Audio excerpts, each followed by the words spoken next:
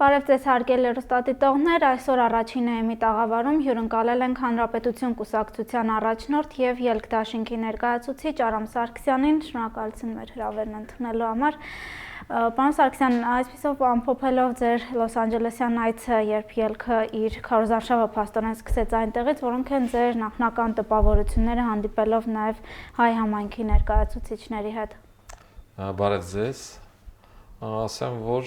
ես մշտապես այն կարծիքին եմ եղել, որ Սփյուռքի հետ պետք է աշխատի ոչ միայն Սփյուռքի նախարարությունը, այլև քաղաքական դաշտը, որովհետև իսկապես շատ ստվար հայկական գաղութ կա Միացյալ Նահանգներում, մասնավորապես Լոս Անջելեսում, Գլենդել, Ֆրեզնո, Նյու Հոլիվուդ այս բնակավայրերը ամբողջությամբ հայաբնակ են։ Առիթ ունեցա մի անգամ նույնիսկ դպրոց գնալ, հարազատներից երեխաներին տեսնելու ու այդ դպրոցի բակում տատիկ պապիկները, որոնք եկել էին երեխաներին տանելու, եթե սուտ չասեմ 200-300 մարդուց ավել էին եւ միտինգի վերածվեց իմ բարեկամներից դպրոցից բերելու նույն մտահոգությունները, նույն հոգսերը, պիտի ասեմ, որ նաեւ լավ տեղեկացված են ու ամենագլխավոր բանը, ինչը ու ամենակարևորը ինչը ես կուզենայի ընդգծել ուղիղ շփումներն էին մեր հայրենակիցների հետ, ոչ միայն վերջին 10-15 տարիներին Հայաստանը լքացների, այլև դրանից առաջ գնացածների, ամեն մեկի առանձին պատկերացրած Հայաստանի հետ ինչպիսի Հայաստան են իրենք տեսնում։ Այս ամեն ինչը իհարկե փոխ լրացնում էր եւ այն ինչ որ մենք ասում էինք հայկական իրական Հայաստանից իրենց ունենալու, իրենց սպասելիքների մասով, կարծում եմ, որ որոշակի հույս էր տալիս, հուսադրում էր, ինչը շատ կարևոր է օտարության մեջ ապրող մարդկանց։ Լուրջ կազմակերպված հանդիպումներ ենք ունեցել, առաջինը հայ-իրանական Իրանահայության տանը, որտեղ զուտ ռեկլամային նյութերը տարածելով առանց կազմակերպելու մարդիկ էին հավաքվել, որոնք բազմաթիվ հարցեր ունեին, հետևում էին նաև այստեղի մամուլի հրապարակումներին, բոլորի համար պարզ դարձավ, որ մենք դրամահավաքի չենք գնացել եւ այն մարդիկ, ովքեր մեզ դրանում մեղադրում էին, թող տեսնեն, որ խնդիրը բացարձակ դրանում չէր, որ քարոզարշավ պետք է անել Սփյուռքում, որ այնտեղի հայրն էլ մեր հայրենակիցն է ու նա էլ է ուզում ինֆորմացիա ունենալ, ուզում է տեսնել իր երկրի քաղաքական գործիչները ինչպես են մտածում եւ կոնկրետ ուսուցույց հարցեր ունի մեզ տալու։ Շատ լավ հանդիպում էր այդտեղի հանդիպումը,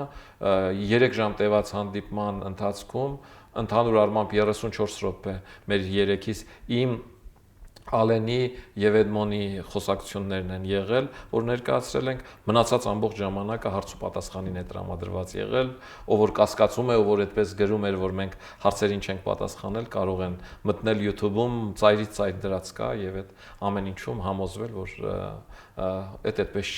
իրենց տեղ հասած ինֆորմացիան սխալ է։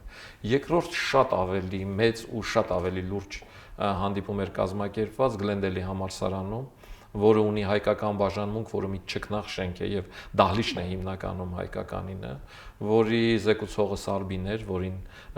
գիտեք Սիվիլի դասից, այո, կազմակերպված էր ամենաբարձր մակարդակով, առաջին փուլում նստեցին մասնագետներ ընտրական տեխնոլոգիաների հետ կապված, դրանք սոցիոլոգներ էին, էթնոհոգեբաններ էին, ընտրական տեխնոլոգիաների PR մասնագետներ էին, որոնք խոսում էին միայն Հայաստանից եւ ներկայացնում էին Հայաստանում տեղի ունեցող ընտրությունների նրբությունները, որոնք լավ տեղյակ էին մեր նախորդ ընտրություններից եւ որոշակի կանխատեսումներ էին անում նաեւ առաջիկա ընտրությունների հետ կապված։ Վերահսկողությունը շատ մեծ է լինելու, վստահաբար իրենք նորից վերահսկելու են այդ։ Երկրորդ փուլում արդեն հայ հանրաճանաչ դերասաններ, կինոռեժիսորներ, խոսքս վերաբերվում է Ատոմ Էգոյանին, Սերժ Թանգյանին, որը դժբախտաբար այդ օրը խնդիրներ ուներ ու չէր կարողացել դահլիճում ներկա լինել, բայց կապնվել էր համացանցով եւ համացանցով նաեւ իր մոտեցումներն ու տեսակետներն էր կիսում։ Համացանցով կապ կար նաեւ առաջին փուլում Լոնդոնում բնակվող հայ մասնագետի, Երևանից կար մասնակիցը եւ այլ, շատ հետաքրքիր եւ շատ լուրջ միջոցառում էր։ Ունեցել ենք հանդիպում նաեւ ազգությամբ հայ երիտասարդ ուսանողների եւ արդեն կայացած մասնագետների հետ, մասնագետներ, որոնք ատոմային տիեզերական ասպարեզում են Միացյալ Նահանգների աշխատում ՆԱՍԱ-ում, այդ հանդիպումը ուղղակի աննկարագրելի հիացած եմ այդ երիտասարդների ունակություններով, առաջարկություններով, ցավոք նրանցից մի մասը, քանի որ պետական աշխատողներ են, կոնկրետ առաջարկություններ չէին կարող մեզ ներկայացնել, բայց մոտեցումները ինչպիսի մոտեցումներ, ինչ ուղղություններ, որոնց Հայաստանը առաջնահերթության տալով 3, 4, 5 տարի հետո կարող է ունենալ բացարձակ այլ բյուջե, լուծելով թե պատերազմի խնդիրը, թե սոցիալական ապահովության խնդիրը, այսինքն առաջընթացի այն հայկական հրաշքը, ինչը պիտի անի պետությունը առաջ գնալու համար, վստահեցնում եմ ձեզ, որ այդ երիտասարդների մոտ է։ Իրենց հետ է աշխատել պետք, եւ այս առումով այդ հանդիպումը համարում եմ չափից ավել կարեւոր։ Դա վերջին ժամանակներին ինձ ամենաշատ նյութ տված հանդիպումն էր։ Ընդհանուր առմամբ շատ գոհ եմ այս այցելությունից, Քարոզարշավի նախնական փորձարկում էր, որտեղ նաև ռետորական ունակությունները փորձեցինք, մարդկանց տրամադրությունները փորձեցինք, նաև շատ կոշտ տրամադրությունները ինչպիսին էին, մասնակցության առումով նաև Սփյուռքի նույն Արսինե Խանջյանը դուք հիշատակեցիք Ատոմեգանը պատրաստակամություն էին հայտնել դիտորդական առաքելություն իրականացնել։ Իրենք ձևավորել են որոշակի խմբեր եւ շահագրգիռ մարդկանց եւ հակված են միանշանակ մասնակցելու գործընթացներին։ Առաջիկա օրերին Արսինե Խանջյանը կգա նաև Հայաստան, որտեղ լրացուցիչ հանդիպումներ կունենանք եւ այդ ամեն ինչը կճշտվի։ Իրենք բացի զուտ դիտարկումից այլ ծրագրեր ունեն տեղում ընտրությունները վերահսկելու առումով եւ դրանց արդարությունն ապահովելու առումով, բայց ավելի ճիշտ կլինի, որ այդ ծրագրերը իրենք այստեղ եղած ժամանակ իրենք ներկայացնեն, ոչ թե իրենց ներկայացրածը ես այսօր բացատրեմ։ Ընդհանուր տրամադրությունները հետեւյալում է. վերջին շրջանի Հայաստանից գնացած մարդիկ որպես իրենց Միացյալ Նահանգներում հայտնվելու արդարացում, թե ինչու իրենք Հայաստանում չեն, իրենք շատ կարոտել են Հայաստանը, իրենք շատ են սիրում Հայաստանը, բայց Հայաստանում չեն, որտեղ Հայաստանում չկա արդարություն։ Վստահեցնում եմ ձեզ, որ այդ մարդիկ 1-1.5 տարում Միացյալ Նահանգներում շատ արագ գտնում են իրենց տեղը։ Միանշանակ ապրելու խնդիր չունեն, ոչ հագուստի, ոչ ուտելիքի, ոչ նույնիսկ տարին 1-2 անգամ արձակուրդներին ինչ որտեղ գնալու։ Այն դեպքում, որ այստեղ տասնյակ տարիներով աշխատելով ամենահեռու գնացած տեղը Ծաղկածորը կամ Դիլիջանն էր լինում, այնտեղ կարողանում են շրջագայել։ Բայց միևնույն է, այդ կարոտը, մանավանդ 40-ից վեր ապրածների կարոտը, այդ աչքերի փայլը, մեր հետ շփվելը, մի երկու բառ Հայաստանից ասել, լրիվ ուրիշ իրավիճակի էր տանում այդ մարդկանց։ Այդ մարդկանց սիրտը, հոգին էստեղ է։ Իրենք անկախ նրանից, որ քվեարկելու իրավունք ունեն թե չունեն, հոգով քվեարկում են։ Իրենք հոգով քվեարկելու են ելքի օգտին։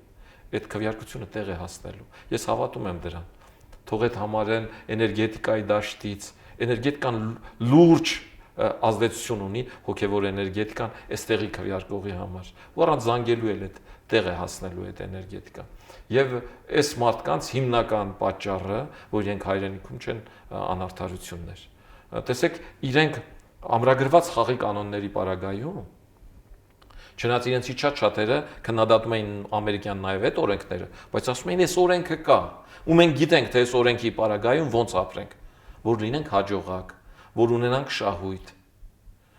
Այս օրենքը ինչպիսի շրջանցելու հնարավորություններ է տալիս, որով էլի կարող ես լինել։ Այսինքն Միացյալ Նահանգներում կան օրենքներ, բայց այդ օրենքները մարդու համար են, եւ այդ օրենքները չեն փոխվում։ Հայաստանի վերջին 25 տարում արդեն 5 անգամ սահմանադրություն է փոխվում։ Ինչ օրենքի մասին է խոսքը։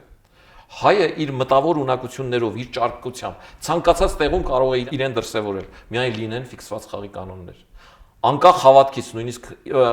իսլամ դավանող երկրներում, քրիստոնյա դավանող երկրներում, բուդդիստական երկրներում, մերոնք իրենց տեղը գտնում են, պահելով իրենց հավատքը, իրենց սովորությունները, բայց իրենց պետք է կոնկրետ խաղի կանոններ, ամրագրված խաղի կանոններ, եւ այդ շրջանակում իրենց միայն իրենց հայրենիքում է, որ չկա այդ խաղի կանոնները, որ այդ խաղի կանոնները ընտրությունից ընտրություն փոխում են, ամեն եկող նախագահ իր համար սահմանադրություն է փոխում։ Այս ամեն ինչը բերում է նրան, որ մարդը ապագայի հեռանկար չի տեսնում։ Եվ այդ հեռանկարը որոշում է գտնել օվկիանոսից այն կողմ, որտեղ 200 տարով սահմանադրություն չի փոխվել։ Պարոն Սարգսյան, անդրադառնալով արդեն այստեղի անելիքներին, այսօրվանից արդեն պետք է որ գրանցվեին կուսակցություններ, դաշինքներ ընտրություններին մասնակցելու, բայց քաղաքական դաշտում անորոշություն է, այդ թվում նաև ելքը դեռ վերջնականապես չի հստակեցրել Ժառանգության հետ իր անելիքները, հետաքրքիր այդ քննարկումներն ինչ փուլում են եւ ինչքանով է ընդունելի ձեզ համար, որ կուսակցությունը, որը կարող է միանալ ձեզ, միաժամանակ բանակցում է նաև Սեյրան Օհանյանի շուրջ ստեղծված այդ դաշինքի հետ։ Նախ ասեմ, որ երբ դաշինքում անորոշություն բացարձակ չկա։ Հավատացնում եմ ձեզ, որ 1 ամիս առաջ արդեն մենք տեղերը ինչպես պիտի բաշխվի, ասենք Հանրապետություն, Լուսավոր Հայաստան, քաղաքապայմանագիր, հետո քաղաքապայմանագիր, Հանրապետություն, բացարձակ հավասարության սկզբունքով գրած ունենք այդ ցուցակը։ Բայց կարող է Ժառանգությունը միանալ։ Լրացուցիչ ուժեր եթե միանան, նույն հերթականությամբ միանալու են մեր մոտ ամեն ինչ հավասարության, սեփականը զիջելու, առանց նախապայմանի սկզբունքով է եղել։ Կարող եմ համարել, որ մեր 3 կուսակցությունները նաև հիմնադիր կուսակցություններ են ելք դաշինքի, որովհետև մենք փաստաթուղթ ենք ստորագրել, մենք մոտեցրել ենք մեր գաղափարները հնարավորության սահմաններում, յուրաքանչյուրս որոշ բան մեր մեջ զիջելով, բայց հույս ունենալով, որ դրանով գնում ենք խոշորացման, եւ իրական խոշորացումը ինչը որ կա այսօր քաղաքական դաշտում, այդ մեր մոտ է, որտեղ գաղափարական հենքի վրա է։ Մնացած պարագաներում, այդտեղ այնքան խայտաբղետ են, սկսած տնտեսության սոցիալական ձևից վերջացրած աշխարհակաղակական մոտեցումներով, որ ընդհանրական ոչինչ չկա, բացի ազգային ժողով մտնելու գրդոն անելուց, տեղի համար բազարների գնալուց։ Ուրիշ որևէ բան մնացած ձևավորվող դաշինքներում ես չեմ տեսնում։ Այսինքն ելքում ամեն ինչ հստակ է, մեր նույնիսկ թղթերը բացարձակ պատրաստ են, մենք եթե ուզենանք 1-2 օրում կարող ենք միանգամից տեղադրել ու հանձնել մեր փաստաթղթերը, բայց քաղաքական դաշտում մենք բաց ենք կամ բազմաթիվ անհատներ, այսօր էլ մեր կուսակցություն, քաղաքապայմանագիր կուսակցություն, Լուսավոր Հայաստան կուսակցություն դիմում են մարդիկ, որոնք գալիս են, որոնք ասում են, որ կիսում ենք ձեր գաղափարախոսությունը, որ ուզում ենք լինել ձեր ցուցակում եւ ձեր ցուցակում ռեյտինգայինով առաջադրվել։ Գիտեք, նման պարագայում, ասենք, երբ որ նայում ես, որ առաջադրվողները բավականին բարդ է, այդտեղ ամեն 4-րդը պիտի կին լինի, բազմաթիվ բարդություններ կան, որը ճիշտ ասած շատ դեպքերում իմ համար նաև անհասկանալի անընդունելի է, որտեղ քաղաքականությունը մեր երկրում կամավորության սկզբունքով է։ Ու դու ստիպում ես կնոջը, որ ենթադրենք մեր կուսակցությունն այդքան ինչ ունի, ինչ պիտի ստիպենք, որ գա, որ ունենանք, այդ ինչ ձև է։ Անիմաստ է։ Իհարկե ես կողմ եմ, որ կանայք լինեն։ Իհարկե կողմ եմ, որ կանայք բարձր պաշտ, բայց ես չեմ կարող ստիպել կանանց քաղաքականությամբ զբաղվել, եթե իրենք չեն նախընտրում այդ զբաղվել կամ չեն նախընտրում մեր կուսակցությունում այդ զբաղվել։ Կարող է ենթադրենք օրինաց երկիրը ամբողջությամբ կին տեխնացուներ առաջադրի, բայց մենք չենք կարող։ Մենք նման ճոխության հնարավորություն չունենք։ Հիմա ինչ մեզ թույլ չտան, որ առաջադրվենք։ Այսպիսի բաներ կան, խնդիրներ կան, որոնք լուրջ խնդիրների առաջ են կանգնում, որոնք նաև իմ կարծիքով մեր սահմանադրական կամ կանանց սահմանադրական իրավունքն են ոտնահարում կուսակցական չլինելու։ Եվ այս առումով, ասենք, ամեն առաջարկող մարդու չի, որ պիտի վերցնես ցուցակ։ Մեր ցուցակում իսկապես պիտի լինեն մեր գաղափարները կիսող մարդիկ, լինեն ամբից, նախկինում փողեր աշխատած, վարկաբեկված կամ ներկա պահին նման իշխանությունների հետ համագործակցած մարդիկ մեր ցուցակում չկան ու չեն կարող լինել։ Հետևաբար մենք այս մարդկանց հիմնական մասին ստուգում ենք, նոր համաձայնվում ենք։ Բացի այն, որ ես պիտի համաձայնվեմ, որ ինքը Հանրապետություն կուսակցության ցուցակով մտնի, նաև այդ մարդու մասին պիտի համաձայնեցնեմ մյուս երկուսի հետ։ Նույնն էլ իրենք են անում մեր հետ։ Այսինքն սա է պատճառը, որ առեսօր մեր ցուցակները բաց են, որտեղ ինչքան մոտենում է, այնքան դիմողներն ավելանում են, հավատացեք։ Ինչ վերաբերվում է դաշինքային խնդիրներին, ես համարում եմ, որ ընդհանուր առմամբ այսօր դաշտը մեր մասով, գաղափարական մասով ու մեկ կուսակցություն դառնալու մասով ամբողջական է։ Ժառանգությունը ինքը թող որոշի, որ գաղափարների, որ արժեքների հետևից է գնում, ինքը թող նայի մարդկանց այն խմբին ու անցած ճանապարհին, Էդմոն Մարուկյանի, իմ, Նիկոլ Փաշինյանի, այնտեղ Սերյան Օհանյանի, Վարդան Օսկանյանի եւ որը իրեն հոգեհարազատ է, թող այդ հոգեհարազատ ուղղությամբ էլ բայց մա փաստորեն ձեզ նույն հարթության վրա դնել ինչքանով է ձեզ համար օրինակ ընդունելի, հա։ Գիտեք ինչ, իմ համար բացարձակ ընդունելի չի, այդ որևէ դրական բան չի էլ բերում ժառանգությանը, որովհետեւ մարդիկ էլ են այդ հարցն առաջանում է։ Զարմացած են, այո։ Մարդկանց մոտ էլ է այդ հարցը առաջանում։ Դուք ինչ խնդիր եք ուզում լուծել։ Օրինակ իմ համար բացարձակ խնդիրը ազգային ժողով մտնել կամ падգամավորը դառնալը չէ։ Ես խնդիր եմ ուզում լուծեմ, որ այս երկրում փոփոխություն լինի։ Եվ ես ուզում եմ այդ խնդիրը լուծվի ոչ թե ով ուզում է լինի միայն այս ընտրում երկրում փոփոխություն լինի։ Ոչ, ես ուզում եմ որ այդ փոփոխությունը լինի այնպիսին, ինչպիսին մենք ուզում ենք տեսնել Հայաստանը։ Ինչպիսին մեր հայրենակիցները պատկերացնում են։ Բազմաթիվ անգամներ ես քաղաքական գործընթացների մեջ մտել եմ այդ սկզբունքով, որ միայն իշխանությունը փոխենք, հետո ամեն ինչ կերևա։ Այդ դրանից հետևություն եմ արել։ Ես համարում եմ, որ այդ ժամանակ սխալ մոտեցում է եղել։ Ես գտնում եմ, որ ամեն փոփոխություն չի, որ ճիշտ է։ Փոփոխություն կա, որ կարող է ավելի վատը լինել։ Ես այսօր անցած այդ ճանապարհին նայում եմ ու տեսնում եմ, որ այս պիտի փոխենք ինչով։ Եթե ես տեսնում եմ, որ այս երկրի ամբողջ զարգացման գործընթացը դրված է աշխարհակաղակական առումով մի զամբյուղում, որը ոչ մեր ազգային անվտանգությունն է ապահովում ընդհակառակը, որը Ղարաբաղի հարցով այսօր առաջարկություններ է անում մասնավորապես Լավրովյան պլանով, որը մեզ ձեռնատու չի ու շահեկան չի, որը տնտեսական առումով մեզ ոչ միայն որևէ օգուտ չի բերել, այլ ընդհակառակը բազմաթիվ խնդիրներ է առաջացրել, ու այն մնացած ուժերը, որոնք որ գալու են, ենթադրենք նախկինում պաշտոններ են զբաղեցրել եւ այլը միջոց, բայց այսօր բացարձակ անկեղծ գալիս են որ այս իշխանությանը փոխեն։ Իրենք ինչ են անելու։ Նորից նույն տեղը չեն գնում։ Իրենք նույն բանն են ասում։ Իրենք նույն պետությունն են ուզում կառուցել։ Ուղղակի ասում են մենք օրինակ այդ ուղղությամբ ավելի ազնիվ ու ավելի անկեղծ կլինենք։ Այս փոփոխությունը իմ համար փոփոխություն չի։ Ժառանգության համար միգուցե այդ փոփոխությունը իրենց համար փոփոխություն է։ Միգուցե դրան իրենք կարևորություն չեն տալիս, բայց այդ ժառանգության խնդիրն է, եւ երկրորդ իմ կարծիքով ժառանգության տեսակետները պետք է հայտնի ժառանգության նախագահ Ռաֆի Հովհաննեսյանն է եւ միայն իր հայտնելուց հետո է, որ ես կարող եմ հստակ տեսակետ ու մեկնաբանություն անել։ Պարոն Սարգսյան, ձեր նախորդ պատասխանի մեջ նշեցիք, որ Հայաստանի քաղաքական ուժերը հիմնականում Հայաստանի բոլոր հարաբերությունները թե ռազմական, թե տնտեսական ուղղությամբ մի զամբյուղի մեջ են դրել, նկատի ունենալով Ռուսաստանը։ Երբ ելքը նոր էր ստեղծվում, հաճախ մամուլում հրապարակումներ էին լինելու, որ ելքը այլընտրանք է լինելու հենց այդ համակարգին եւ լինելու արևմտամետ քաղաքական ուժ, բայց վերջերս մենք փորձագետների կողմից լսում ենք նաեւ այնպիսի գնահատականներ, որ ելքն է կարծես այդ դիրքերից նահանջում եւ ավելի հեղեղուկ է դարձել ձեր դիրքորոշում արտաքին քաղաքականության վերաբերյալ։ Ինչ կասեք այս մասին։ Գիտեք, ընդհանրապես մետություն բառը ես ասել եմ, որ իշխանության հորինածն է։ Այդ հանրապետականն է հորինել, սրանք ռուսամետ են, նրանք արևմտամետ, իրենք ինչամետ են, իրենք հայամետ են, նժդեհամետ ուժ են։ Այսինքն այդ պիտակավորելով իրենք դաշտում առանձնանում են, չկա այդպիսի բան։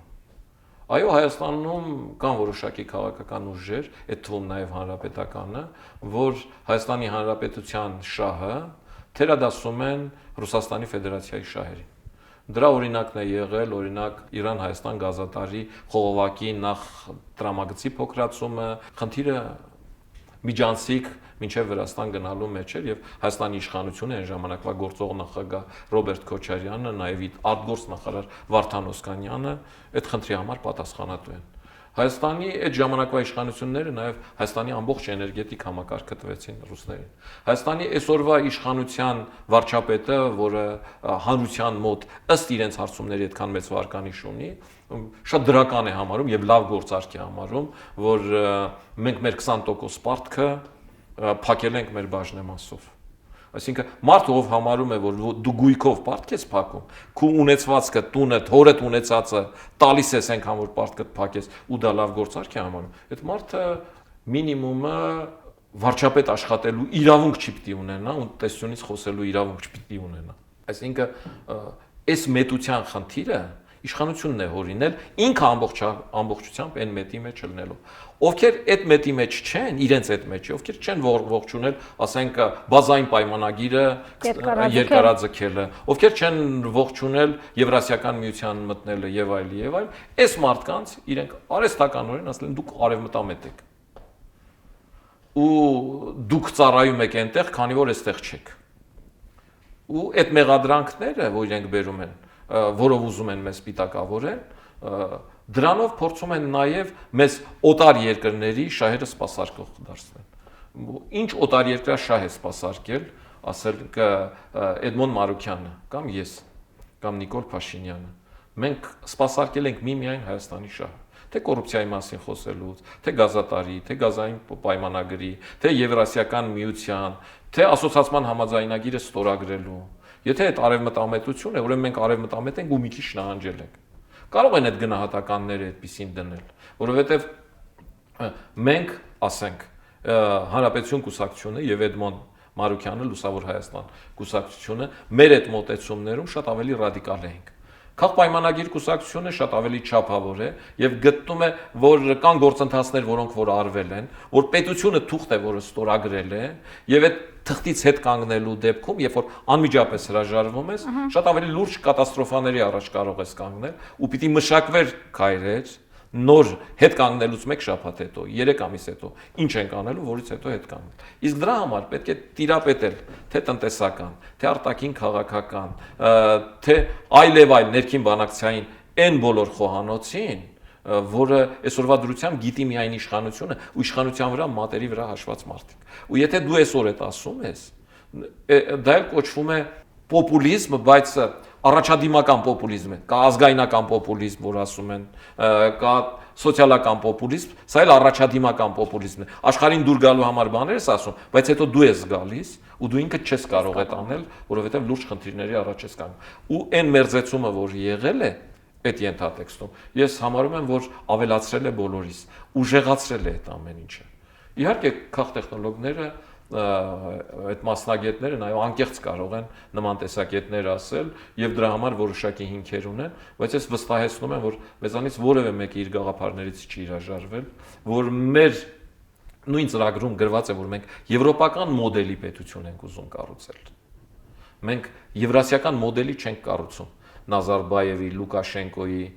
չգիտեմ, Պուտինի, մենք եվրոպական մոդելի պետություն ենք ուզում կառուցել։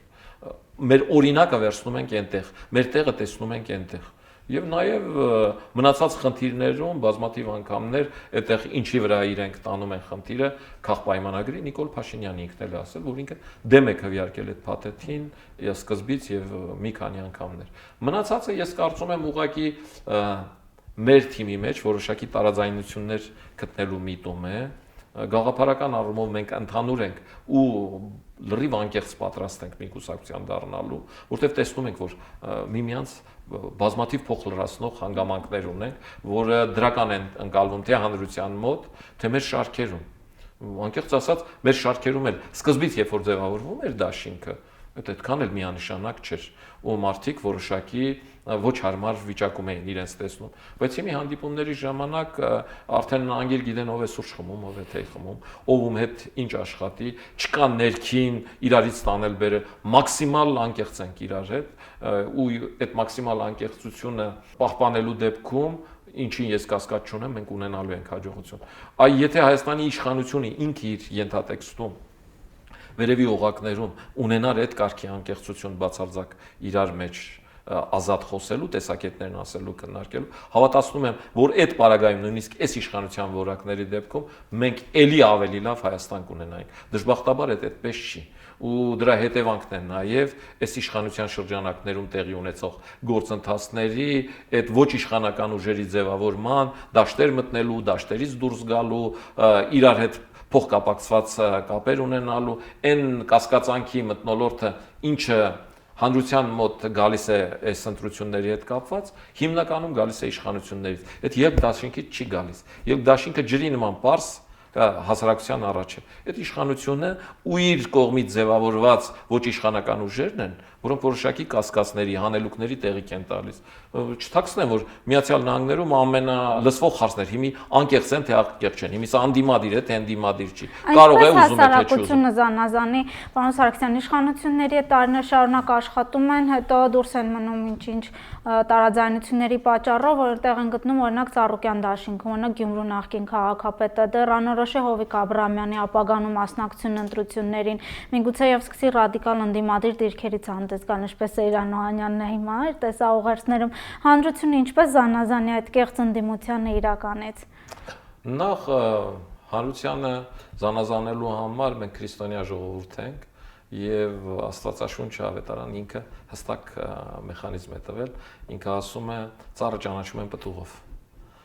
Նայեք ինչ էր անում, ենթադրենք Հովիկ Աբրահամյանը, Գագիկ Ծառուկյանը, Սեյրան Օհանյանը 2003 թվականի նախագահական ընտրություններում եւ խորհրդարանական ընտրություններում, որը որտեղ էր, ինչ է արել եւ ինչ է խոսել։ Ինչ են արել նրանք հոկտեմբերի 27-ից հետո։ Ինչ են արել իրենք 2004 թվականի ապրիլի 12-ից հետո։ Ինչ են արել իրենք 2008 թվականի մարտի 1-ից հետո։ Այդ զոհերից հետո ուր են գնացել, ում շարֆները վզներին, որ պաշտպանում էին Սերժ Սարգսյանին, ինչ գործունեություն են ծավալել, ու այդքանից հետո եկել են այսօր կանգնել են ու բան են ասում։ Եթե այդ մարդիկ ներողություն կխնդրենք, ասեն, այն ժամանակ ինչ արել ենք ճիշտ չի եղել։ Այդ ուրիշ խնդիր է։ Հանրությունը արդեն ինքը կմտածի, ինքը ներում է թե չէ։ Իսկ եթե իրենք այդ չեն ասում ու եկել մտել են ու համարում են այդ ամեն ինչը նախկինում իրենք ճիշտ են արել, ուղղակի երբ իրենց հանել են, այ դրանից հետո է ամեն ինչ սխալ, այդ դեպքում հանրությունը վստահ հետևություն անելու առանձնապես խնդիր չունի։ Ավելի կոպիտ, ավելի պարզ, ով փող է բաժանելու, նա ընդդիմություն չի կարող լինել։ Հավատացնում եմ ձեզ, որ Հայաստանում առանց իշխանության դաբրոյի նույնիսկ թերթի կրպակներում չեն կարող փող աշխատել։ Դա անհնարին բան է։ Առավել եւս Հայաստանում առանց իշխանության թույլատրության շատ հարուստ լինելը ուղղակի անհնարին է։ Այդ չտեսնված բան է, չլինող բան է։ Մեր խնդիրն ինչ է։ Մենք ուզում ենք փոխենք երկիրն այնպեսին, որ մարդը ազնիվ հարստանա, որ ինքը չամաչի իր հարստության համար։ Մենք ուզում ենք, որ հայ բոլոր քաղաքացիները հարուստ լինեն։ Մենք չենք ուզում բոլորը աղքատ լինեն ու հավասար լինեն։ Մենք սոցիալիստներ չենք, մենք ազատական ենք։ Մենք ազատական տնտեսության կողմնակից ենք։ Այդ դաշինքներում կան սոցիալիստներ, բայց որոնք նաև գնացել են օլիգարխի մոտ, սոցիալիստ լինելով։ Այս ընդհանրապես քաղաքական, գաղափարական առումով աբսուրդ է։ Ու զարմանալի է, որ այդ քաղ տեխնոլոգիաները դրան չեն անդրադառնում։ Չգիտեմ, վճարվում են դրա համար, ինչ են անում։ Ու չեն ասում, որ այս մարդը սոցիալիստ է, այս մարդը հանրային սեփականության կողմնակից է ու գնացել է օլիգարխի մոտ դրանով հանրային սեփականությունը պաշտպանելու։ Կամ այդ մարդկանց այդքան կարևոր չեն համարում, մի մարդ ավել, մի մարդ պակաս։ Ժողովուրդը պիտի նայի, փող են տալիս։ Եթե փող է տալիս, ուրեմն իշխանության թույլատրությունն ունի։ Մարդը կարող է փող ունենալ, բայց ընտրության ժամանակ չկարողանալ փող բաժանել։ Փող ունենալը ուրիշ բան է, փող բաժանելը բացարձակ ուրիշ բան։ Եթե դրա թույլատրությունը չունես, ոստիկանությունը անգիր գիտի, թե ով է փող բաժանողը, ոնց է բաժանում, ում տնից որժան։ Մի վայրկյանում կհավաքենք տանեն։ Այս խնդիրը առանձնապես բացատրության կարիք էլ չունի, այնքան ակնհայտ է։ Այնքան պարզ, որ հանրությունը կարծում եմ առանց հորդորների, խորհուրդների կամ ասած տեսակետների էլ ինքը հանգիստ կարող է տարբերել։ Ուրիշ խնդիր, որ հանրությունը ընտրական գործընթացներում այնքան է խախտումներ ու կեղծիքներ տեսել, որ հուսահատվել է այդ ընտրություններից ու հույս չունի այդ ընտրություններից։ Դրա համար մենք երկու հիմնական խնդիր ունենք։ Համար 1 հիմնավորելու, որ այս ընտրությունները վերջին ընտրություններն են, որ սրանք խորհրդարանական չեն եւ այս ընտրություններով որոշվում է նաեւ հաջորդ իշխանությունը ով է լինելու։ Սերժ Սարգսյանն է լինելու, Սեյրան Օհանյանը, Գագիկ Ծառուկյանը, թե մենք ենք լինելու։ Այսինքն այստեղով որոշվում է երկրի առաջի դեմքը։ Եվ այս առումով համար 1 խնդիրը մեր քվե ունենալն է, շատ քվե վերցնելը։ Առաջինը շատ քվե ունենալ, երկրորդ այդ քվեները պաշտպանել։ Այս խնդիրն է, որ մեր վրա դրված է, բայց մենք որպես առաջնային խնդիր, որպես համար 1 քայլ պիտի փորձենք հանրությանը ակտիվացնել, հույս տալ, որ ինքը տեսնի, որ ընտրությունները կարող են որոշիչ դառնալ եւ քվե տա։ որովհետև անկեղծ ասած խորհրդարանական ընտրությունները մեզանում գոնե իմ փորձն ասում է, որ այդքան էլ շատ չեն կեղծվել։ Եվ խորհրդարանական ընտրություններում, եթե նայեք ընդդիմադիր կուսակցությունները այն ժամանակվա մեծամասնականով առանձնապես շատ մարդիկ չեն էլ առաջադրել։ Հասկանալով հանդերձ, որ մարդը գերադասում է իր տեղացում, որը որոշակի հնարավորություններ ունի, որը լուծում է երեխայի մանկապարտեզի հարցը, դպրոցի հարցը եւ այլը, Էդմոնի ասացի իրենց մայլի վալերիկն է, որը հարմար է իրեն շատ, եւ այս առումով իրենք այդ վալերիկներին են նախընտրել, քան քաղաքական մոտեցումներ ունեցող մարդկանց։ Իսկ ընդդիմադիր մարդը չի կարողացել այդ խնդիրը լուծել, որտեղ ինքը հնարավորություն չունի ասֆալտ անելու, հնարավորություն չունի երեխայի բուժման խնդիր լուծելու եւ այլն եւ այլն։ Ու իշխանությունը այս մտածելով ընտրությունները բերել է այդ հարթության վրա, վստահ լինելով, որ այդ հարթությունում ինքը բացարձակ մաքուր, արդար ընտրություններով կարող է հաղթել։ Մենք, սիրելի ժողովուրդ, պիտի փորձենք իշխանությանը ապացուցել, որ արդար ընտրություններով ինքը պարտվելու է։ Ես իհարկե չեմ ասում, որ նախորդ խորհրդարանական ընտրությունները արդար են եղել։ Իհարկե չէր կարող նախորդ խորհրդարանական ընտրության, ասենք 1.600.000 մարդ ընտրող մասնակցել են։ Ակնհայտ է, որ մի 400.000 մարդու հավելագրում են արել։ Այս ընտրություններում այդ տարբերակը իշխանությունը առանձնապես չունի, որովհետև ընտրությունից հետո մասնակիցների ցուցակները իրենք տպելու են, իրենք համաձայնել են դրան գնալ, միայն մենք համաձայնենք այս իրենց վալերիկներով ընտրության, եւ այդ ցուցակները որ տպվեն, ակնհայտ կդառնա, որ իրենք Հայաստանից բացակայողների կամ մեռածների տեղ չեն կարող նման թվեր ամբողջությամբ բացառել չի կարելի, բայց 100-200.000 մարդու հավելագրումներ չեն կարող անել։ Եվ այս առումով շատ կարևոր է մեր համար քարոզարշավը ու քարոզարշավն էր նաև պատճառը, որ մեկնեցինք